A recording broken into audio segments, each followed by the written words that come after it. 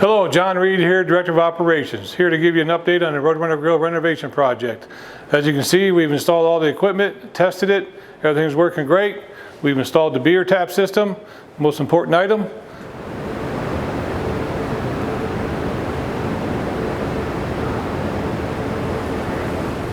Here in the dining area, the floor's been installed, some of the TVs have been installed, and waiting on some furniture.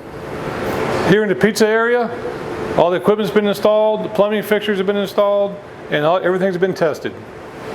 Here on the cook line, all the equipment's been reinstalled and created some much needed space. Here in the back kitchen area, we have a new expo line and a new dish pit. Here in the Wholesale Station, we have new countertop, cabinets, shelving, and a new coffee maker and cooler. Here on the patio area, we've got a lot of cleanup done, ready to reinstall the furniture.